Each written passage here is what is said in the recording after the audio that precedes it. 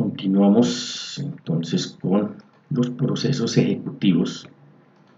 Estábamos mirando todo lo concerniente a la confección de el proceso ejecutivo cuando hablábamos de obligaciones de dar sumas de dinero. Entonces miremos ahora, el 432 nos habla de todas aquellas obligaciones diferentes a sumas de dinero. Entonces siempre conservamos ese esquema que vimos de la clasificación de las obligaciones de dar, de hacer y de no hacer, reiterando que las de dar se subdividen en tres. Entonces las diferentes a sumas de dinero. ¿Qué tenemos? Ya lo procesal. En el mandamiento ejecutivo se ordena que el demandado entregue los bienes en el lugar que se indicó. Ojo, nos ubicamos en obligaciones de edad, de especie o de género. De no ser posible, en el juzgado la entrega fija un tiempo prudencial, claro, dependiendo del tipo de bien a devolver. Por eso se establece que de no ser posible hay que fijar un tiempo prudencial, un tiempo judicial, más los perjuicios moratorios pedidos debidamente con la demanda. Fíjense del petitum, en materia de ejecutivos hay que pedir lo que uno quiera que el juez le otorgue. Si el demandante no comparece o se niega a recibir sin formular objeción la entrega de los bienes a un secuestre y declara cumplida la obligación, primer evento. Entonces que el demandante no vaya, se niegue a recibir el nombre de un secuestre y se declara cumplida la obligación. La ejecución prosigue con los perjuicios moratorios si es del caso. El otro evento, el demandante comparece pero objeta la calidad o naturaleza. El juez decide inmediatamente si puede o acude al dictamen pericial para el cual designa un secuestro.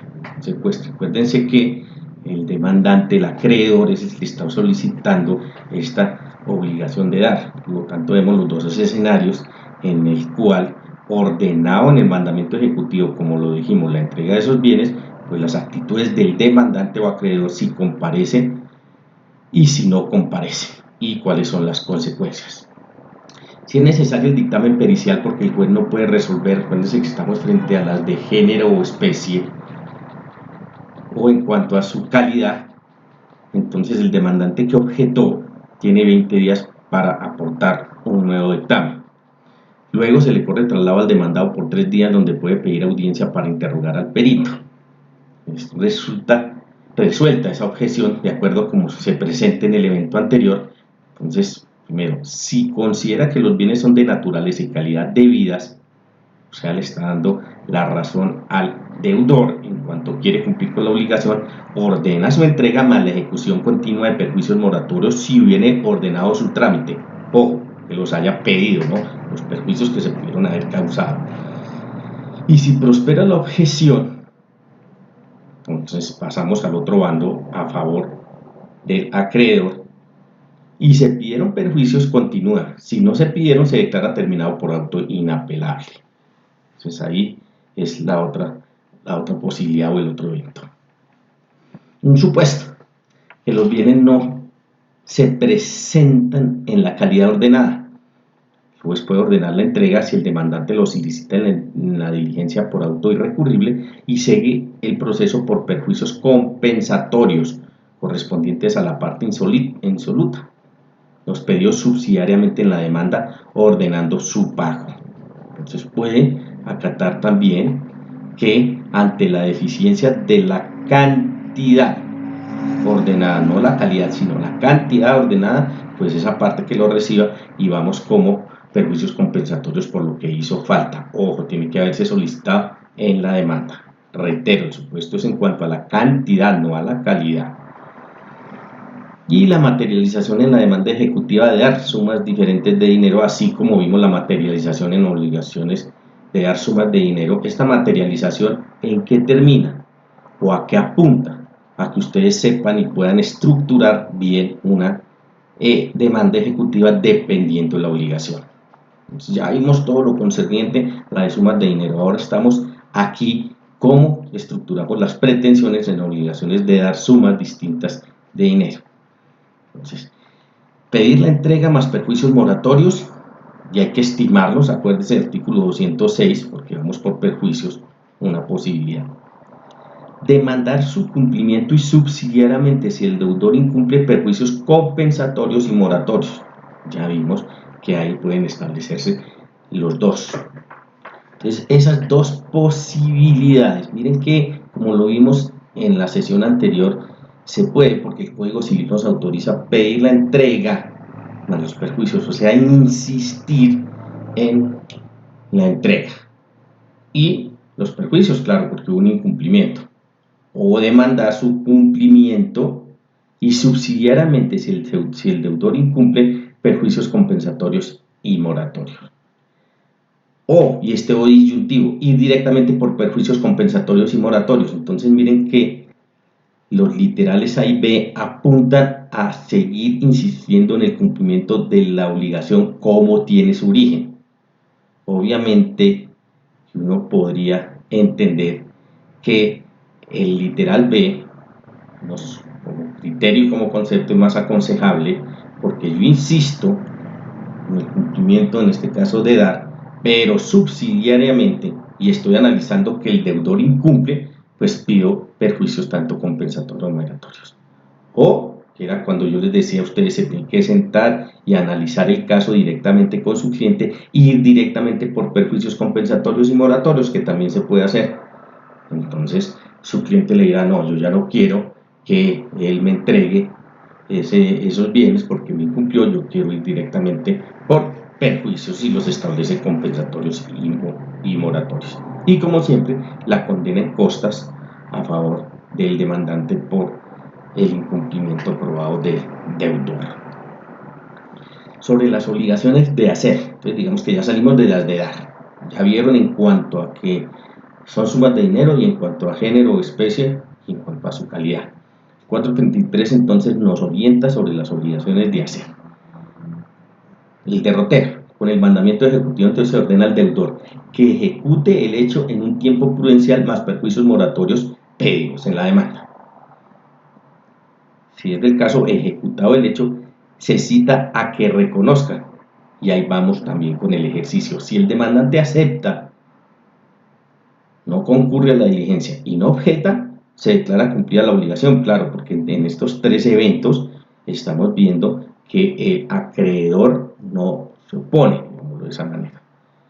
Entonces, aceptó o no fue a la diligencia o no objetó, pues ¿qué pasa? El deudor, como ya hoy un mandamiento ejecutivo cumplió, se declara cumplida la obligación. Miren que como se trata de obligaciones de hacer, o en las de dar sumas de dinero distintas a eso, si el demandante, o sea, el acreedor es el renuente, pues digamos que queda ahí el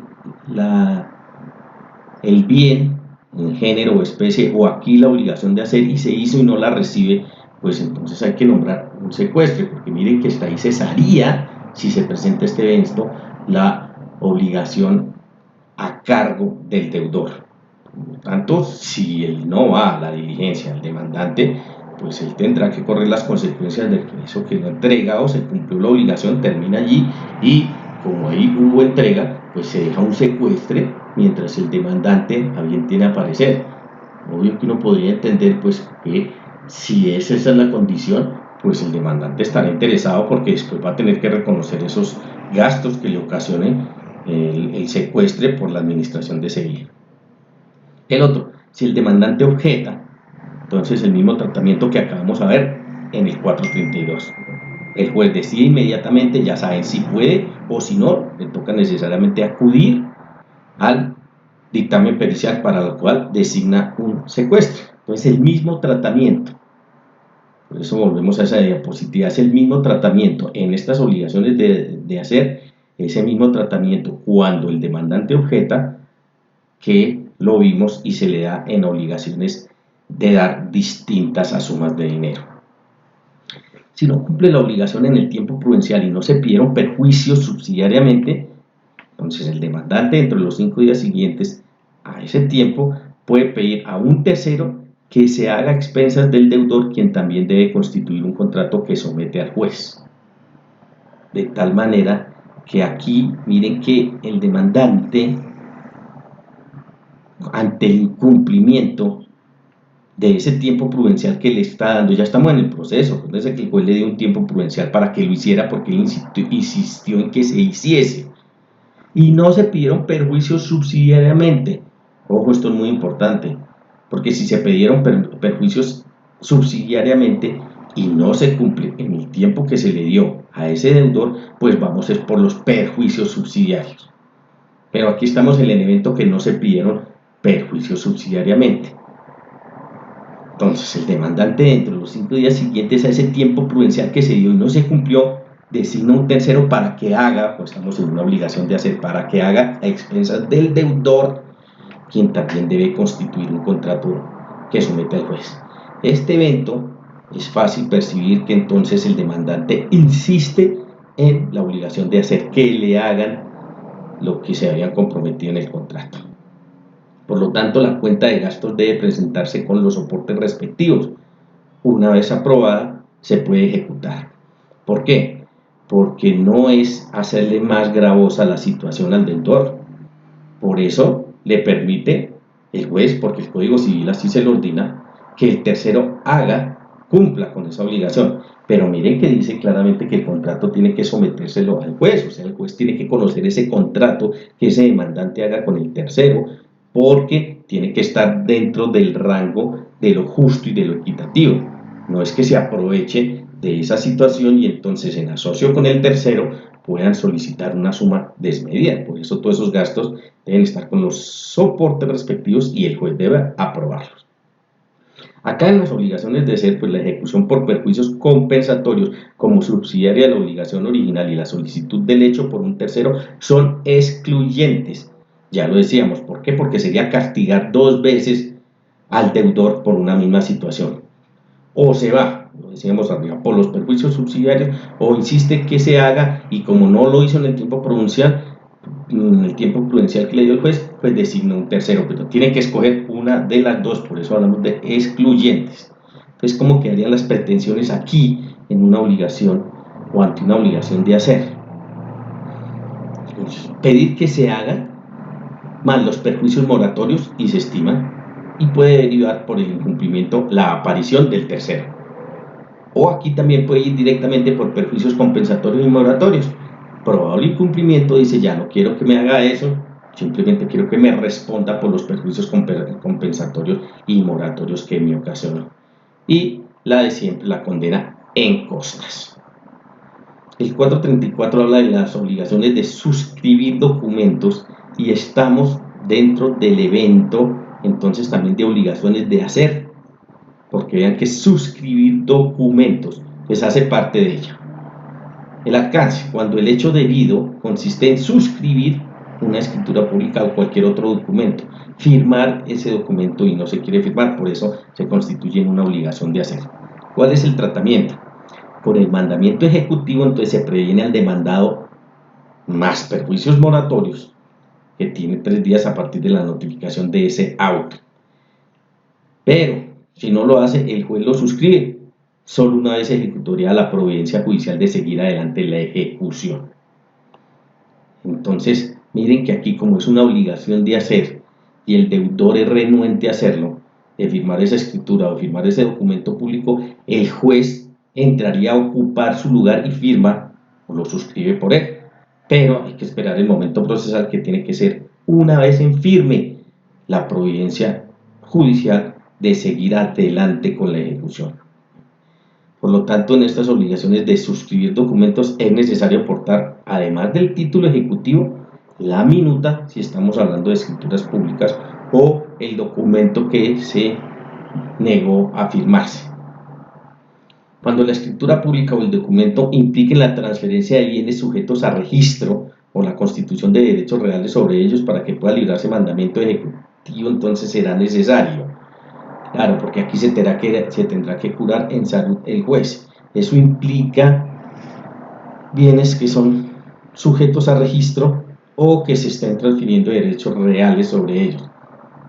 Allí en ese caso toca seguir unos pasos. Como medida previa, que bienes sometidos a registro tienen que estar embargados Y si se trata de muebles no sometidos a registro, tienen que estar secuestrados. Entonces, medida previa nos está hablando de medida cautelar, claro, porque el juez tiene que garantizar sobre esos bienes. Por lo tanto, tiene que tener el control de ellos, y el control de ellos, ¿cómo lo hace? A través de la medida cautelar. Bienes sometidos a registro, como son todos los inmuebles y son algunos muebles, tienen que estar debidamente embargados, porque al tenerlos embargados el juez ya tiene el dominio sobre ellos. Y los bienes, saben ustedes que como consecuencia de una medida cautelar como el embargo, los saca del comercio. Y sobre los muebles no sometidos a registro, no solo el embargo, sino estar secuestrados, porque como les digo, él tiene que garantizar el dominio sobre esos bienes. Entonces, esa primera situación en torno a ello como medida cautelar que hay que practicar. Segundo, se debe presentar certificado que acredite la propiedad en cabeza del ejecutante o del ejecutado. Pues en materia de bienes no es necesario si se trata de baldíos o inmuebles de propiedad privada sin título registrado a su favor en los que se ejerza posesión, porque no podría cumplirse con esto, pero en todos los eventos o en todos los demás eventos, certificado que acredite la propiedad en cabeza del ejecutante o del ejecutado. Se puede pedir mandamiento ejecutivo más secuestro más entrega, que digamos uno sería o encontraría que sería lo más apropiado, ¿no? De una vez, en aras del principio de la congruencia, pues pedir no solo que se libre mandamiento ejecutivo, sino como estamos ante esta situación, la práctica de la medida cautelar, el secuestro y además la respectiva entrega. La cláusula penal, si existiera o existiese ahí en ese tipo de situaciones, entonces se compara con las arras. La posibilidad que tienen las partes dentro de un contrato está la de estipular una cláusula penal si llega a haber un incumplimiento. Por lo tanto, en el Código Civil está, y ustedes lo tuvieron que haber visto en bienes, todo el régimen de las arras.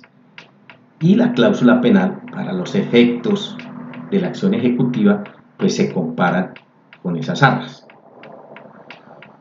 ¿Cómo están clasificadas? En tres: confirmatorias, penitenciales o de arrepentimiento y confirmatorias penales.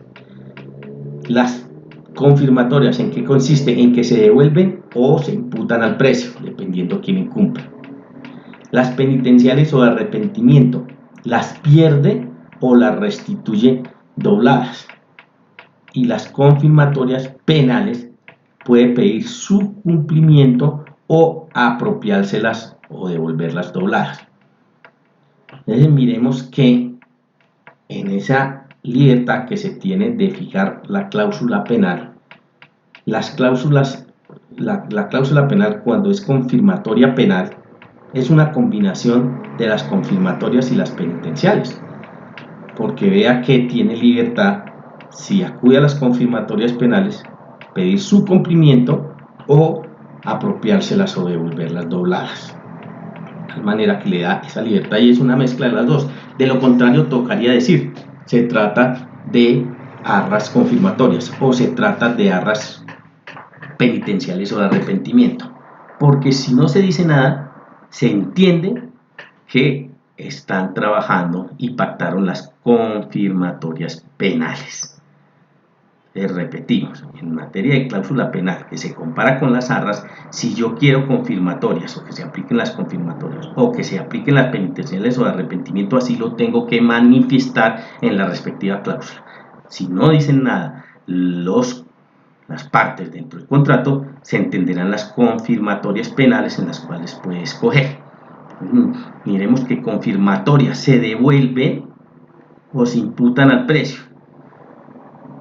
Al confirmarse o estar dentro de estas confirmatorias, pues se devuelven. ¿Qué quiere decir? Que efectivamente hubo unas arras que ¿quién pagó? En principio, ¿y para qué las da? Las arras para asegurar, para pisar, como llaman en Colombia, el negocio. Entonces las da el comprador.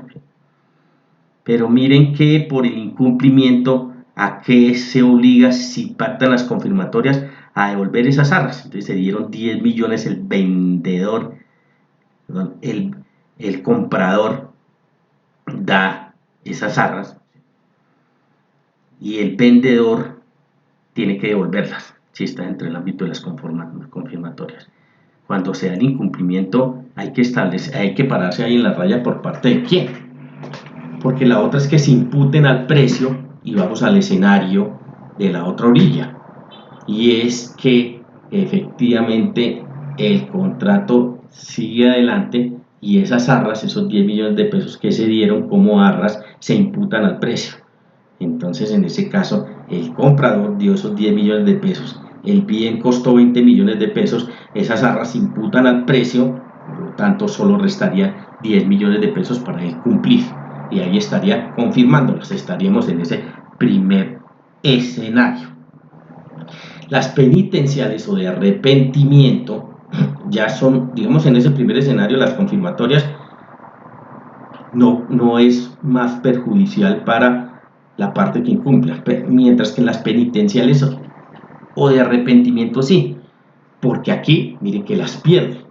Entonces, si el comprador, en el mismo ejemplo, pero pactando cláusula penal con base en aras penitenciales, dispone de 10 millones de pesos como arras, las entrega. ¿A quién se las entrega? Pues obviamente al vendedor. Y resulta que pactaron este tipo de arras. Miren que si el incumplimiento se demuestra en cabeza del comprador, ese comprador perdería esas arras y van a favorecer o pasarían, en este caso, al vendedor. Si se sucede el fenómeno contrario y es el vendedor quien incumple, entonces mire que le está obligando, porque son de arrepentimiento, que él recibió esas 10 millones, entonces ese vendedor recibió esos 10 millones de pesos a título de arras de arrepentimiento y se comprueba que el vendedor fue el que cumplió. ¿Qué tiene que hacer? Devolverle esos 10 millones de pesos al comprador más otros 10, porque las tiene que restituir dobladas. Entonces ahí queda perfectamente establecido cómo se manejan, tanto confirmatorias como penitenciales. Y confirmatorias penales, que es el régimen general, porque acabamos de decir que si no se dice nada se entienden estas, pues puede escoger o pedir su cumplimiento o apropiárselas o devolverlas dobladas, dependiendo de la parte que sea la que incumpla. 435 sobre obligaciones de no hacer. Entonces aquí con el mandamiento ejecutivo se ordena al deudor, una vez probada la contravención, la destrucción de lo hecho en un tiempo prudencial más perjuicios moratorios pedidos en la demanda. Aquí se había comprometido a no hacer y se hizo. Esta es la connotación de estas obligaciones. Es obvio que el mandamiento ejecutivo va a culminar a ese deudor a esa destrucción del hecho y fijar un tiempo prudencial, un tiempo judicial. Si el deudor considera que no es procedente la destrucción, debe proponer la respectiva excepción. Eso tendrá que ser objeto del proceso. Si no se cumple la obligación en el tiempo prudencial y no se pidieron perjuicios subsidiariamente, entonces volvemos al escenario que veíamos de las de hacer. Entonces el juez ordena su destrucción a expensas del deudor y para ello, si es del caso, auxilio de la fuerza pública y lo pertinente del 433. Volvemos a ese mismo escenario porque el tratamiento procesal sería igual. Entonces aquí, ojo, estamos que si no se cumple la obligación, o sea, ¿de qué? De destruir ese hecho en el tiempo prudencial y no se pidieron perjuicios subsidiariamente, entonces vamos al escenario, porque si se pidieron perjuicios subsidiariamente seguiríamos es por los perjuicios. Entonces acá en obligaciones de no hacer, la ejecución por perjuicios compensatorios como subsidiaria de la obligación original y la solicitud de destruir lo hecho a expensas del deudor también son excluyentes. O sea, usted no puede pedir las dos. Y volvemos y retomamos ahí, o se va por los perjuicios que solicitó con la demanda, ojo, y los tiene que haber solicitado allí, o se va por el cumplimiento de la obligación, que en este caso, como se hizo, sería la de la demolición o la de la destrucción, pero no puede pedir las dos, no se las van a conceder por la misma razón, sería castigar dos veces por una misma situación al deudor. Y entonces aquí las pretensiones, ¿cómo se estructura? Pedir que se destruya más los perjuicios moratorios que se estiman 206. Y eso puede derivar por el incumplimiento, porque le dan un tiempo prudencial, la aparición del tercero, así como lo vimos igualito en las obligaciones de hacer. O ir, que lo permite el Código Civil, directamente por perjuicios compensatorios y moratorios. Entonces ahí está todo el escenario montado, más la condena en costas. Les decía, y aquí es la hora de repetirlo, en la clase anterior, en la situación anterior, la sesión anterior, que usted puede escoger. Por lo tanto, tiene que sentarse a pensar en derecho y lo primero que tiene que pensar es la existencia de la obligación, el incumplimiento de la obligación, la constitución del título ejecutivo, la obligación ya clasificada si es de dar, de hacer o de no hacer, y ya con base en eso tiene todo el derrotero procesal para moverse según, y bueno, en asocio obvio con su cliente de qué es lo que pretenden y de tal manera orientar así esa demanda ejecutiva. El 436, la oportunidad para el cumplimiento forzado, obligaciones de hacer, que incluye, ustedes saben, también la de suscribir documentos y la de no hacer. El cumplimiento forzado de ella no se puede llevar a cabo sin una vez ejecutoriada, o sea, en firme, la providencia judicial de seguir adelante la ejecución. Miren que no es, hay algunas confusiones ahí, no es con el autodemandamiento ejecutivo como tal, es la providencia de seguir adelante la ejecución, porque ya hemos avanzado y el juez ha esperado que no se cumplió en el primer efecto que produce o pudiera producir el mandamiento ejecutivo, y entonces tendrá que proferir un auto de seguir adelante la ejecución. Allí es cuando se determina procesalmente que esa providencia en firme, ese auto de seguir adelante la ejecución en firme, es el que permite que se pueda llevar a cabo el cumplimiento forzado cuando se opte de esa manera en obligaciones de hacer y de no hacer. El 437, la ejecución subsidiaria por perjuicios. Ahí tenemos que está establecido como posibilidad en el manejo de las pretensiones. Su arraigo legal lo tiene en este artículo, en el 437. Entonces, cuando la demanda decida por el artículo 428, inciso segundo, dice, cuando el demandante pretenda, o sea, vamos al ejercicio de las pretensiones, que la ejecución prosiga por perjuicios compensatorios en caso de que el deudor no cumpla la obligación en la forma ordenada en el mandamiento ejecutivo, deberá solicitarlo subsidiariamente en la demanda. Ya lo saben. Entonces usted tendrá que hacer una pretensión, y cuando la vieron, esta es una de las pretensiones subsidiarias. ¿Por qué subsidiarias? Porque saben ustedes que depende de una condición, y es que el deudor no cumpla con la obligación en la forma en que se le ordenó el mandamiento ejecutivo. Porque si él cumple de esa manera, ahí no hay lugar a perjuicios subsidiarios. Y se pide subsidiariamente porque se tiene que dar la condición. ¿Cuál es la condición? Que el deudor no cumpla en ese tiempo prudencial que le permite o le otorga el juez. De resto, pues no cabría, por eso su connotación de subsidiaria. El mandamiento ejecutivo entonces deberá contener la orden de cumplir y los perjuicios moratorios. Orden subsidiaria por incumplimiento del demandado de pagar la cantidad señalada en el título ejecutivo, la estimada por los perjuicios.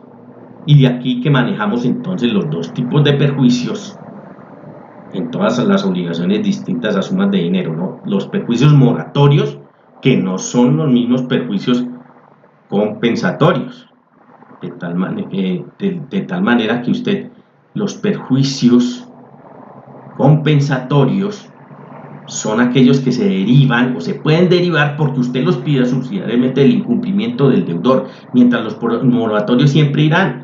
Porque si hay un incumplimiento de la obligación, siempre va a haber un perjuicio.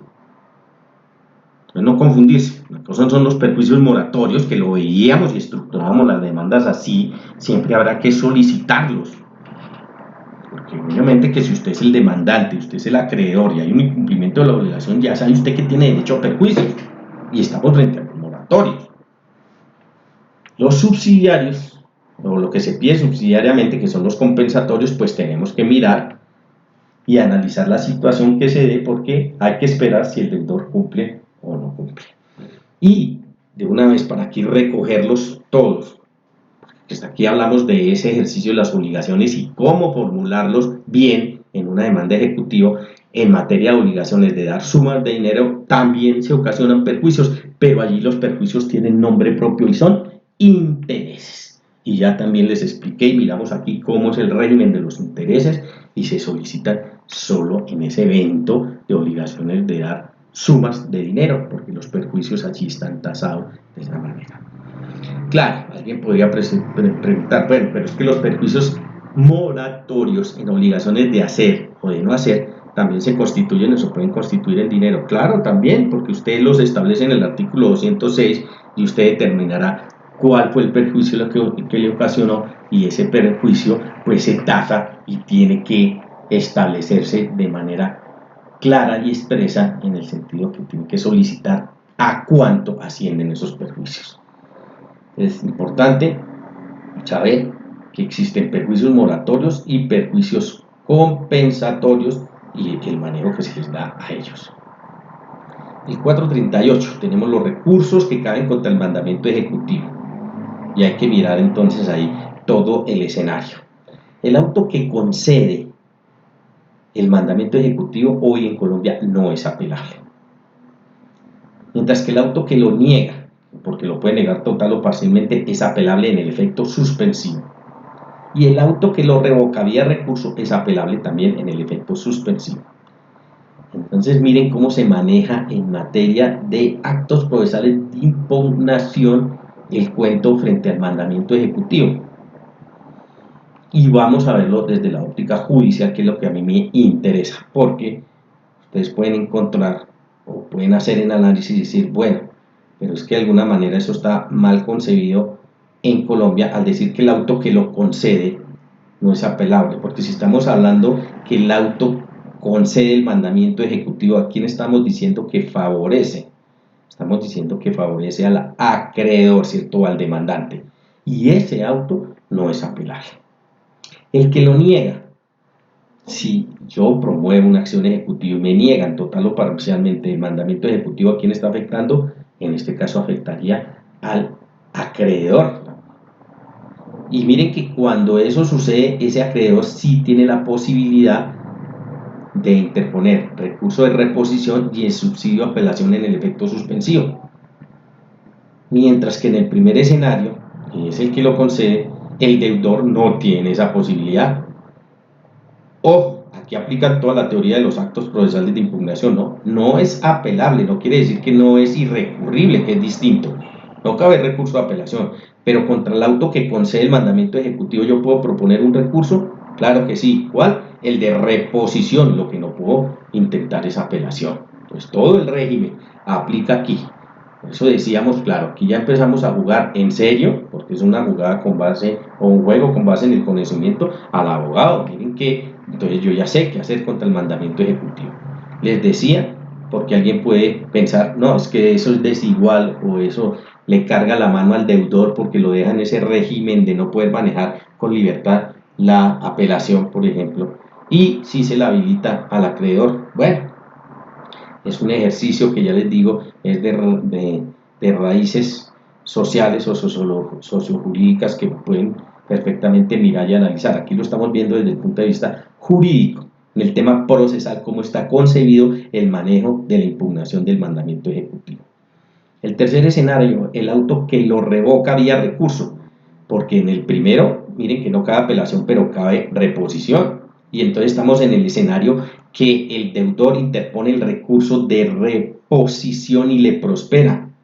Con todo y eso, entonces si eso es así, el juez tiene que proferir un auto revocando el mandamiento ejecutivo. Prosperó vía recurso porque ese demandado interpuso el recurso de reposición. Este también es susceptible de apelación en el suspensivo. Entonces, en este caso, el acreedor puede insistir interponiendo el recurso de reposición y el subsidio de apelación, que sería en el efecto suspensivo. ¿Por qué en el efecto suspensivo? Porque mire que estamos hablando de autos y usted va y retoma lo que les enseñaron allá para los recursos de apelación de autos. Dice que por regla general se van en el efecto devolutivo. Y resulta que aquí se rompe la regla general y dice la norma que van en el suspensivo. ¿Por qué?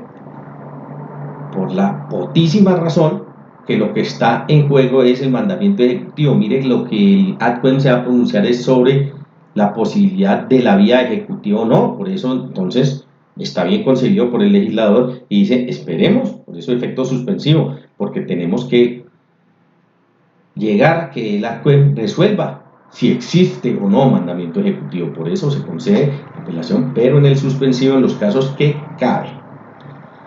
Si son varios los demandados notificados del mandamiento ejecutivo en distintas épocas, podrán, claro, interponer el recurso de reposición, pero es un derecho.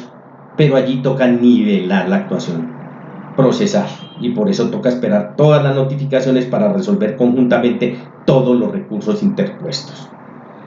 Estamos hablando, varios demandados, distintas épocas. El derecho no se les puede cercenar, pueden interponer el recurso de reposición y exclusivamente el de reposición, ya lo vimos. Pero hay que nivelar la actuación procesal. Pues interpuesto el recurso de reposición, el juez tenga que esperar a que se nivele, se notifiquen todos los demandados, por si esos demandados tienen también reponer, intentar el recurso de reposición para resolverlos conjuntamente, todos los interpuestos. 439, la regulación de perjuicios. Pues el demandado los puede objetar, aplica el 206, audiencia para practicar pruebas y definir el monto.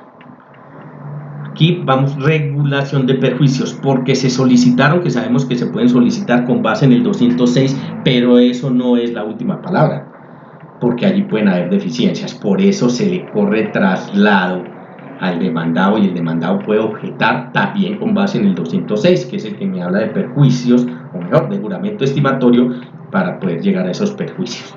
Y allí el escenario procesal será una audiencia para practicar pruebas en torno a ese 206 y definir el monto, a ver quién tiene la razón, si el demandante o el demandado. Por eso estamos en el fenómeno de regular los perjuicios. Si no se acredita la cuantía de los perjuicios, el juez declara extinguida la obligación. Claro, es una de las sanciones que hay en el 206, que los perjuicios, la existencia de los perjuicios tiene que estar probada, porque si no, lo castigan, claro, extinguiéndole la obligación. Sería una actuación desleal, ¿no?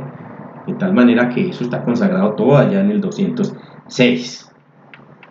El 440 nos habla del cumplimiento de la obligación, orden de ejecución y condena en costas. Bueno, va el primer escenario que decíamos: si cumple pagando dentro del tiempo señalado en el mandamiento ejecutivo, se condena en costas al ejecutado.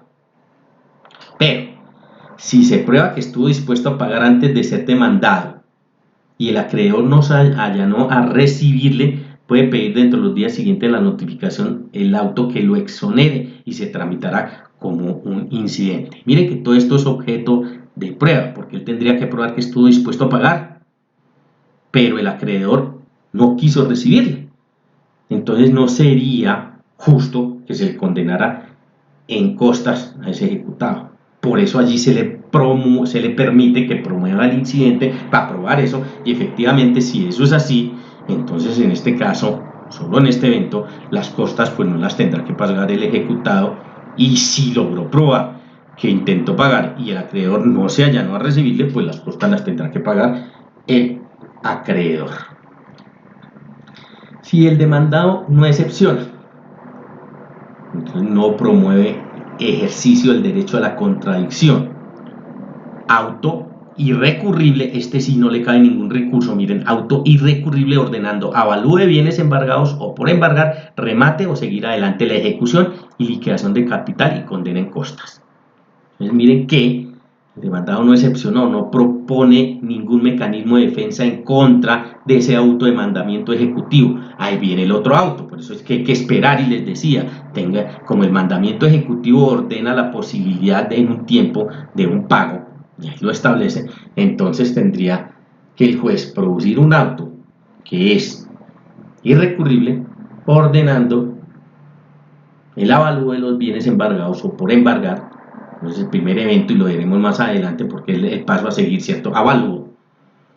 Seguir adelante la ejecución, auto de seguir adelante la ejecución, y la liquidación del capital y la condena en costas.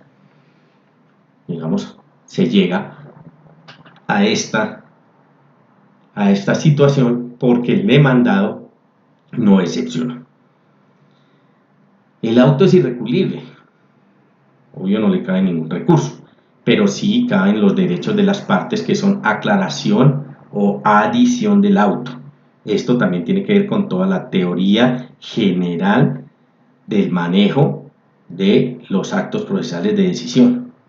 Entonces, ojo, el auto es irrecurrible, no le cabe ningún recurso, pero yo tengo que mirar por allá las figuras del 285, 286, 287, que son unos derechos que le asisten a las partes en torno a los autos, a la sentencia, y la posibilidad de pedir la aclaración, la corrección o la adición. Para este caso, pues podría darse la aclaración o la adición del auto si es del caso. Hay que esperar pues cómo se libra el auto y si es susceptible de que se pida aclaración o se pida adición. De lo contrario, pues hay que entrar a los pasos subsiguientes que el juez está ordenando allí en ese auto, que ya los veíamos ahí. El 441, ejecución para el cobro de cauciones judiciales. Establecido en el Código General del Proceso, porque es muy común que se acuda al seguro, y es un seguro en eventos eminentemente judiciales que se llaman cauciones judiciales, porque miraremos, y ustedes lo tienen que tener en cuenta en todos los eventos en aquellos que el juez le pida garantía sobre o para el cumplimiento del ordenado en la sentencia. Entonces lo tradicional, lo común es hacerlo a través de una caución judicial. Entonces tocaría prestar caución, de tal manera que usted le asegura al juez y le dice que debido a lo que se puede presentar en la sentencia, que sería en ejecución, usted la garantiza con esa caución judicial. Es, en el fondo, un contrato de seguros que yo constituyo con una compañía de seguros para ese exclusivo fin, garantizar el cumplimiento de esa sentencia. Hay eventos en que los exige el juez. ¿Por qué? Porque la ley así se lo determina. Entonces es obligatorio prestar caución. Entonces, si se presta caución y si es necesario hacerla efectiva, ojo que se tienen que dar las dos condiciones, no el hecho de prestar caución es que necesariamente toque pagar, porque miren que la caución se presta es para un evento futuro en el cual haya un incumplimiento sobre lo que ordene el juez en una sentencia o en un auto. Pero si la parte afectada cumple con ese auto, con esa sentencia, pues no hay necesidad de la caución. En plata blanca no hay necesidad de echarle mano a la caución. Pero si no cumple, entonces como ahí tenemos la caución, ahí sí es necesario hacerla efectiva. Y ese es el escenario en el que tenemos que ubicarnos. Cuando la caución es necesario hacerla efectiva. ¿Por qué va a ser necesario hacerla efectiva?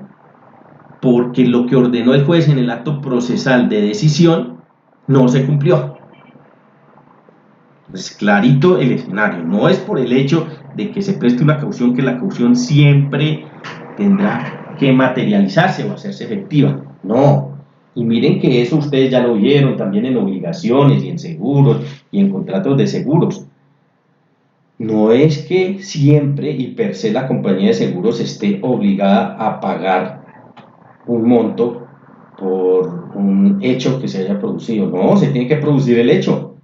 Entonces usted puede constituir un seguro sobre un automotor por accidente durante un año.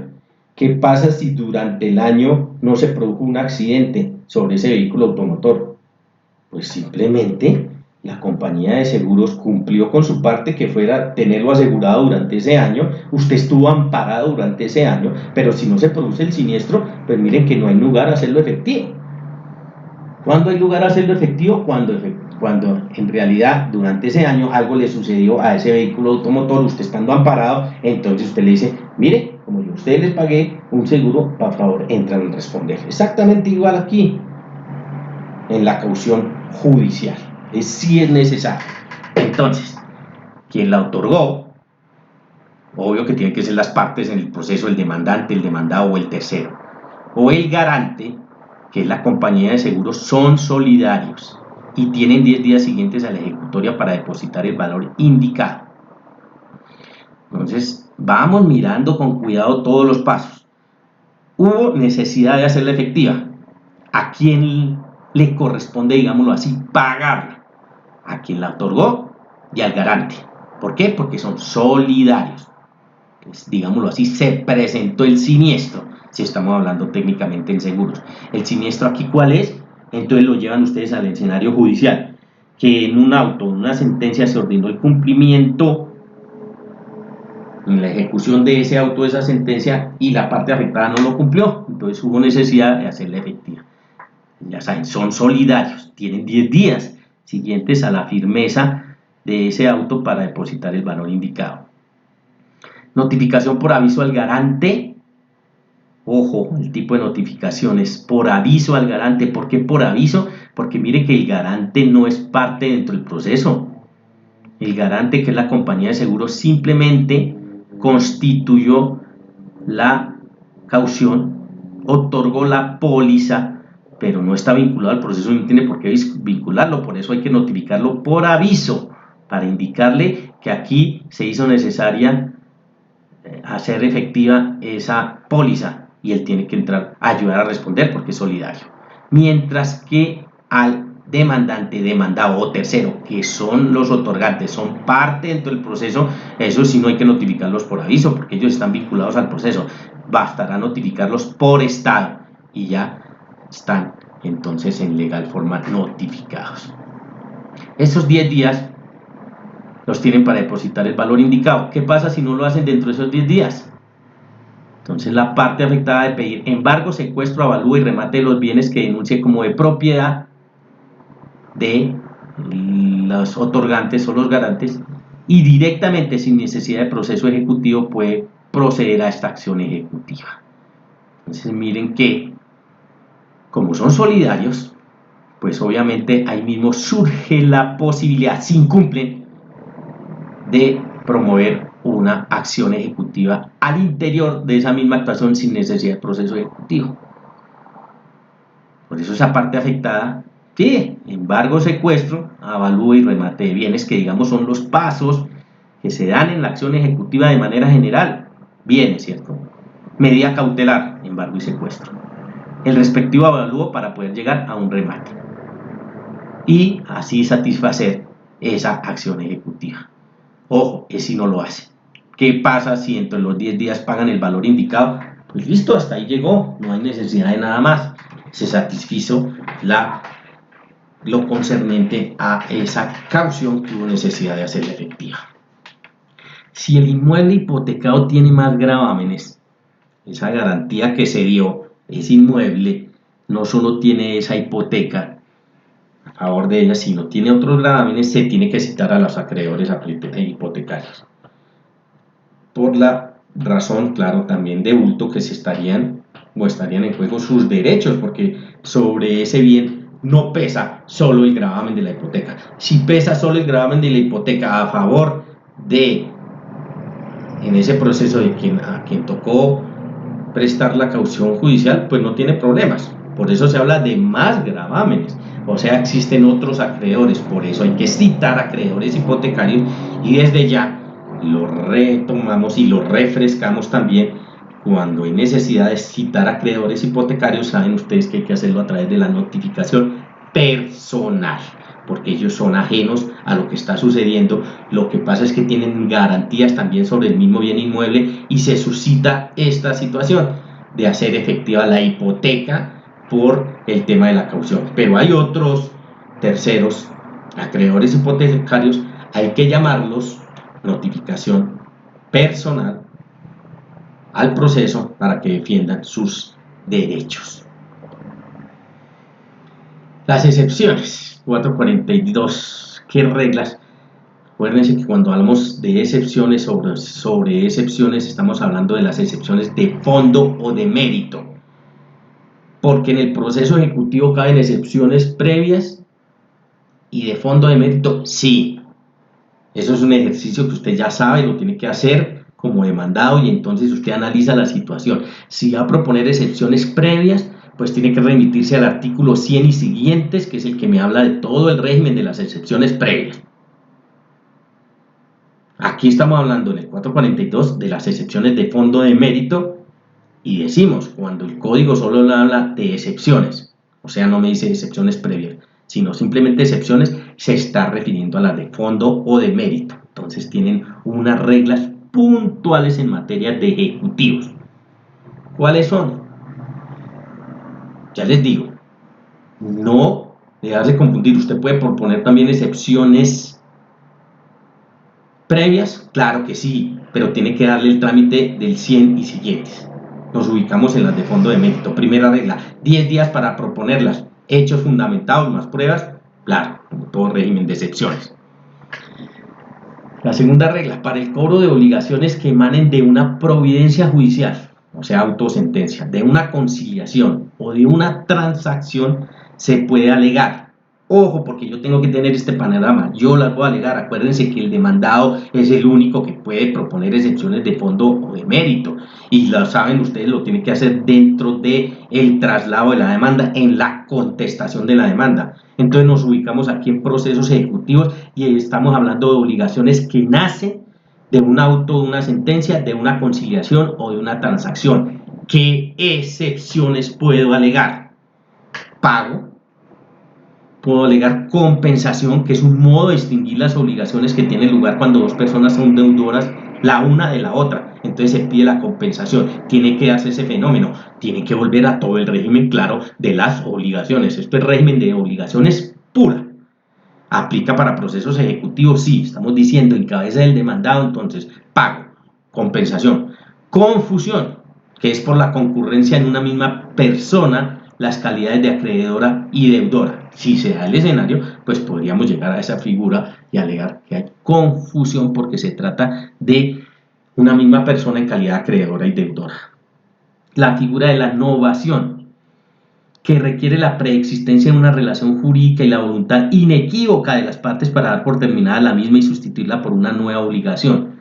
Novación, que viene una palabra, ¿cierto?, de origen, en el origen, que hay una nueva situación, y por eso habla de dos elementos sine qua non aquí, la preexistencia de una relación jurídica y la voluntad inequívoca. Es muy común en Colombia porque se llama a restablecer o a refrescar o a redimensionar esa obligación que ha sido incumplida. Es muy común por parte de nuestras entidades financieras, y entonces establecen el régimen de que le van a conceder nuevamente unos plazos, por ejemplo, y por lo tanto tenemos una relación jurídica existente, en este caso incumplida, y una voluntad por parte del deudor para dar por terminada esa misma y sustituirla por una nueva obligación. Entonces nos ponemos de acuerdo, aniquilamos, terminamos esa antigua obligación y suscribimos una nueva. Eso es la figura de la novación, pero aquí hay que tener cuidado. Por eso les digo, esto es puro y total régimen de obligaciones. En esa novación se detectó, por ejemplo, en Colombia, y el Estado en forma acertada puso tate quieto, no se puede aprovechar para hacerle la situación al deudor más compleja o agravarle la situación de, por ejemplo, cobrarle intereses sobre intereses. Entonces, en la primera relación jurídica cancelan. Para poder cancelar esa primera obligación, establecen todo el régimen de unos intereses, ejemplo, moratorios, los incluyen allí, y en la nueva obligación, entonces sobre ese monto, no solo el capital insoluto, sino que aquí les estoy diciendo, incorporaron en la liquidación intereses, van a cobrarle intereses, porque eso sería cobrar intereses sobre intereses. Entonces, claro, se permite la figura de la novación, pero hay que tener cuidado, establecer perfectamente y diáfanamente, y si no, eso se puede alegar, que no vaya a haber un cobro de intereses sobre intereses, porque les digo, no está permitido en Colombia la posibilidad de hacerle la situación más gravosa al deudor, solo por el hecho de recogerle, como se llama técnicamente, la obligación anterior y otorgarle una nueva. La remisión por condonación que hace el acreedor está en su libertad de hacerlo, sí, esa es la figura. Prescripción, toda la excepción de fondo de mérito de prescripción, claro, se puede alegar. Saben ustedes, sobre todo en títulos valores prescriben en Colombia, pero en general para toda obligación, ¿no? Pero el caso típico de los títulos valores que prescriben, bueno, claro, si estoy en ese fenómeno yo podría alegarla. Acuérdese que estoy en calidad de demandado, de deudor, puedo acudir a cualquiera de estas. La transacción también la puedo pedir, la nulidad por indebida representación, si eso se llega a dar, o nulidad por falta de notificación o emplazamiento, y la pérdida de la cosa debida para obligaciones de hacer, sobre todo, pérdida de la cosa debida. Es para los casos de los literales de la A a la G, o sea, esta transacción, los que tenemos ahí, siempre que se basen en hechos posteriores a la respectiva provincia judicial. Sobre nulidades y pérdida de la cosa debida, pues no hay que acudir a que se basen en hechos posteriores a la respectiva provincia judicial, pueden ser anteriores. Entonces el régimen, todo el abanico, la posibilidad del ejercicio del derecho a la defensa en torno a las excepciones de fondo o de mérito, ya mirados desde la óptica íntima de la obligación y lo que en torno a ella pueda suceder. Sobre las excepciones previas, decíamos, se puede proponer, claro, régimen de todo el artículo 100. Entonces, los hechos que configuren excepciones previas más el beneficio de discusión deben alegarse mediante reposición contra el mandamiento de pago. Entonces miramos aquí con cuidado esta para terminar esta sesión. Deben alegarse mediante reposición contra el mandamiento de pago, el mandamiento ejecutivo. Aquí se ha presentado para una confusión. Y entonces algunos dicen que es que las excepciones previas no caben en el proceso ejecutivo, sino son los hechos constitutivos de esas excepciones previas los que caen. Bueno, yo no voy a entrar en esa discusión que me parece baladí. Técnicamente, claro que caben las excepciones previas. Lo que pasa es que hay que proponerlas con base en el procedimiento del recurso de reposición. O sea, rompe el esquema general del manejo de las excepciones previas, pero en cuanto al procedimiento, o sea, ¿qué es el procedimiento? No en sí las excepciones previas. De ahí que se refiere a los hechos constitutivos, ¿sí? Entonces ya, el juez adoptará las medidas necesarias para que continúe o que retornado al ejecutante de 5 días para que subsane. Que saben ustedes, esto es el régimen de las excepciones previas. Entonces, para terminar esta sesión y que les quede claro, en cabeza del demandado, ¿qué puede hacer el demandado? Si usted va y tiene que retomar, por eso quedan los tiempos para que usted retome y diga, sí, ¿cuáles son los mecanismos de defensa? ¿Qué puedo hacer ante un proceso ejecutivo? Yo, abogado, defendiendo al deudor. Entonces, hay varios escenarios. Unos escenarios que vimos allá de unas figuras que se pueden solicitar, las 4 que teníamos en cuanto a regulación de intereses, regulación de la prenda y la hipoteca, en fin, los tienen en cuenta, los tienen que tener siempre en cuenta. ¿Puedo allanarme? Sí, usted se puede allanar. ¿Puedo pagar el tiempo? Claro, puede ser favorable si no hay lugar a ninguna excepción y usted analiza el caso, pues qué es lo más prudente y qué es lo mejor. Lo que pasa es que a veces no es posible, pero qué es lo mejor y cuál sería el consejo para el cliente suyo siendo el deudor. Pague. Ya hay un automandamiento ejecutivo, nos están concediendo el tiempo de estos 5 días para pagar. Lo más indicado es que se pague ahí para evitar todo lo que a futuro se viene, porque le van a venir con perjuicios. Pero claro, ¿qué nos dice la experiencia y qué nos dice el sentido común? Que generalmente cuando son situaciones de no pago, pues está en ese estatus y obvio no puede pagar. Entonces tenemos que empezar a manejar todo el régimen de qué puedo hacer para defender sus intereses. Me puedo allanar, listo. ¿Puedo proponer excepciones? Sí. ¿Puedo proponer excepciones previas y puedo proponer excepciones de fondo de mérito? Sí. Entonces, si analizo que caben excepciones previas, ojo, estoy en materia de ejecutivo, ya sé que caben, pero tengo que darle el trámite del recurso de reposición. ¿Qué quiere decir esto? Que en firme el auto yo solo tendré 3 días para promoverlas y lo tengo que hacer así. ¿Puedo proponer excepciones de fondo de mérito? Claro, todo el régimen del 442 que alcanzamos a ver. Y aquí puntualmente en materia de obligaciones, el panorama que les acabo de hablar e indicar en tratándose de obligaciones y el manejo. aparece también el beneficio de exclusión, porque miren, ahí les estoy indicando los hechos que configuren excepciones previas más el beneficio de exclusión. En la próxima sesión vamos a ver los beneficios, pero ya usted lo introniza, ya lo tiene usted como mecanismo o posibilidad en el ejercicio de defensa. Entonces, el beneficio de exclusión. Vamos a ver de qué se trata y por qué lo puedo proponer y cómo lo tengo que proponer, y ahí entonces tendría que aparecer con él si hay lugar a él. Y ese sería el régimen. Entonces ya tengo claro el panorama de la defensa en procesos ejecutivos. ¿Qué otro mecanismo de defensa hay? La demanda de la contrademanda o la demanda de reconvención. Pero yo también ya sé por mis conocimientos generales en derecho que la demanda de reconvención solo es aplicable en procesos declarativos y en algunos procesos declarativos, no en todos. Entonces de ahí me saca ejecutivos liquidatorios de jurisdicción voluntaria.